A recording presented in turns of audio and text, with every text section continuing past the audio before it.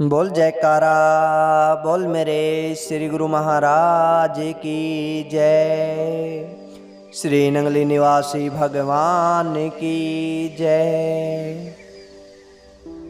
सतगुरु प्रेमियों, श्री दादा गुरुदेव परमहंस दयाल जी महाराज फरमाते हैं कि हमारा यह जिस्म एक गाड़ी के समान है। आत्मा इस गाड़ी पर सवार है और इंद्रियां जो घोड़ों की तरह इस गाड़ी को अर्थात इस रथ को खींच रही है। मन इसका चालक है।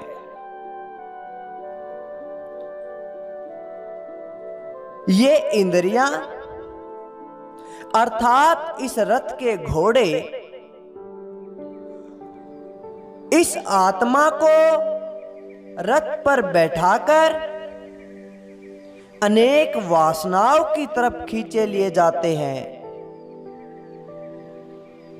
अगर चालक को घोड़ों की रोकथाम पर काबू नहीं है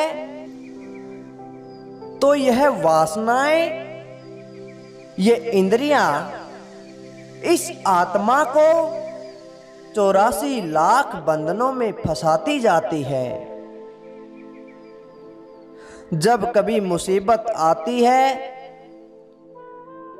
इस आत्मा को दुख होता है, कोई गम का तूफान आता है, तब इसको ज्ञान होता है कि यह संसार भौतिक है, इसमें सब चीज नश्वर है, यह परिवर्तनशील है।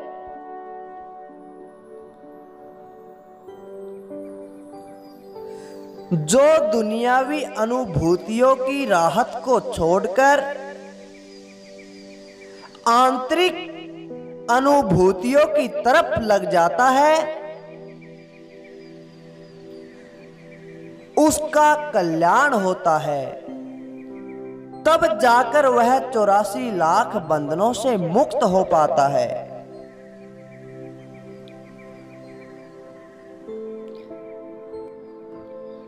तब जाकर उसे अमर और नश्वर होने वाली वस्तुओं की परख होती है। इसी परख को सत और असत का विवेक कहते हैं। जब विवेक सत और असत की तमीज कर लेता है, उसकी परख कर लेता है, तो असत यानी नश्वर चीजों से उसको नफरत हो जाती है। इस नफरत का होना ही वैराग्य है। वैराग्य 4 प्रकार का होता है। सबसे पहले शमशान वैराग्य, उसके बाद लखोटा वैराग्य, उसके बाद मंद वैराग्य और फिर अंत में आता है दृढ़ वैराग्य। सतगुरु प्रेमियों, श्री परमहंस दयाल जी महाराज कहते हैं कि शमशान वैराग्य वह है जो किसी शख्स के दफन करने या जलाने के समय उसके साथ जाने वाले लोगों के दिलों में पैदा होता है।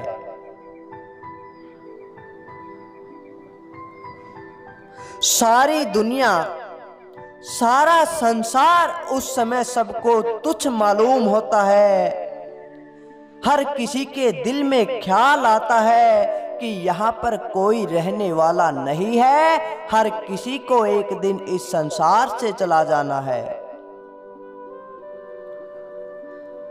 न फूल इस ऐसे दुनिया पर कि यह सब चंद रोजा है, तुम्हें जाना वहां पर है जहां सबका ठिकाना है।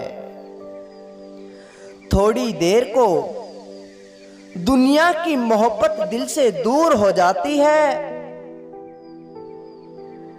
जब उस मुर्दे को जलाकर या उसे दफनाकर वापस आए, फिर से उस दुनिया के रंगों में रंग जाते हैं, फिर व्यस्त हो जाते हैं, फिर वही वासनाएं शुरू हो जाती हैं। सतगुरु प्रेमियों, श्री दयाल जी महाराज कहते हैं कि यह सबसे घटिया किस्म का वैराग्य है। उसके बाद लखोटा वैराग्य। दयाल जी महाराज कहते हैं कि लखोटा वैराग्य वह है जो किसी मुसीबत के सामने आने पर पैदा होता है।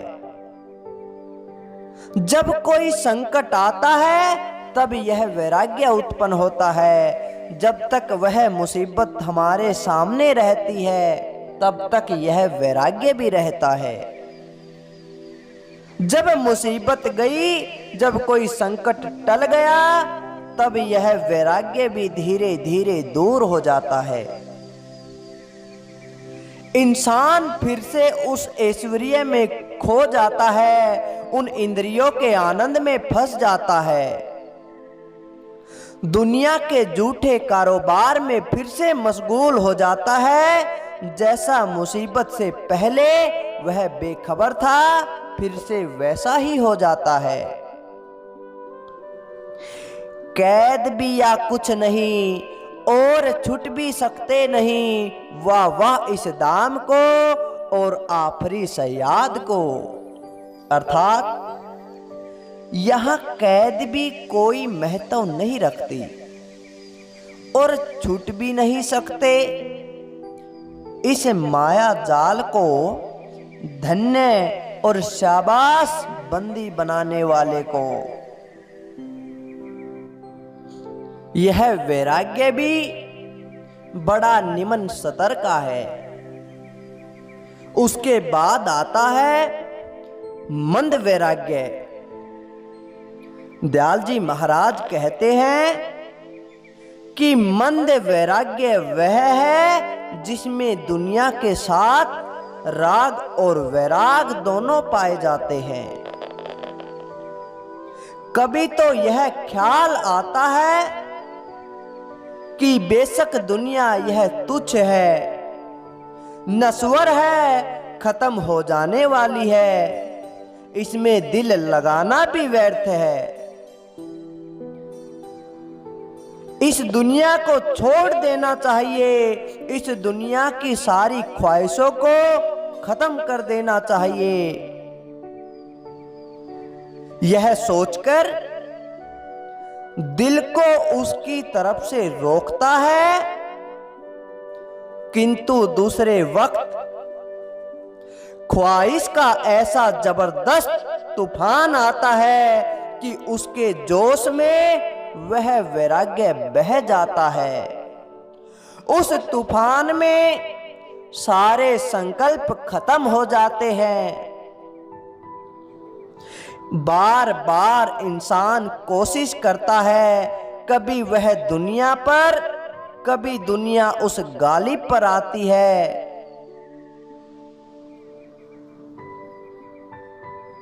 कभी वह अपने आप को दुनिया से बाहर कर लेता है, कभी दुनिया के अंदर चला जाता है। यह एक तरह से संघर्ष की अवस्था है।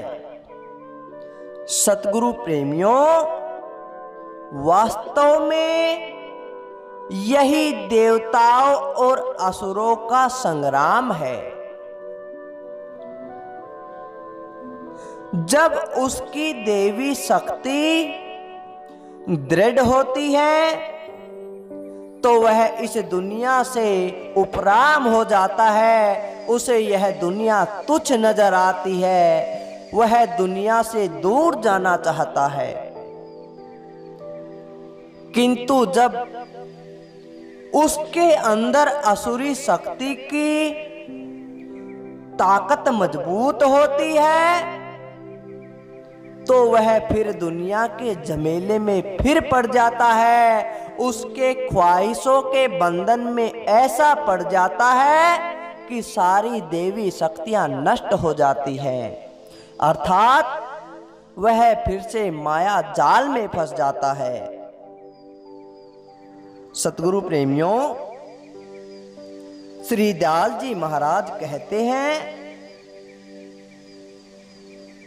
अगर इंसान दुनिया के वश में रहा तो इंसान गया गुजरा हुआ, और जो दुनिया को वश में कर लिया है तो मैदान उसके हाथ में रहा है। यह अत्यधिक नाजुक वक्त होता है, तो इसलिए चाहिए कि बड़ी समझ बूझ के कदम रखे और अपनी इंद्रियों को अच्छी तरह से काबू करे। इसके बाद आता है दृढ़ वैराग्य। सतगुरु प्रेमियों, दयाल जी महाराज कहते हैं, दृढ़ वैराग्य वह है कि जिसमें देवी संपत्ति की पूरी जय होती है, अर्थात दुनिया का पूरा त्याग होता है। यह वैराग्य हमेशा एक सा बना रहता है। यही असली वैराग्य है। इसमें 6 प्रकार के गुण हैं जो वैराग्य से पैदा होते हैं। सबसे पहले मन का मारना, अर्थात कोई भी संकल्प और विकल्प का न उठने देना। इंद्रियों को वासनाओं की तरफ न खींचने देना। जगत में वैराग्य और वेदांत शास्त्र सुनने के वास्ते ही इस शरीर की क्रिया करना।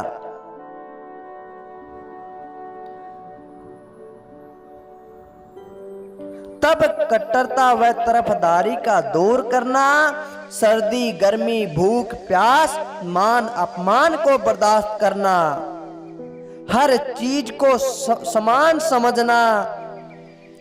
तुलसी कहते हैं कि कंचन तजना सहज है, सहज तिरिया का ने मान बढ़ाई ईर्ष्या, तुलसी दुर्लभ ये। तो सतगुरु प्रेमियों, कैसा लगा आपको आज का यह सत्संग?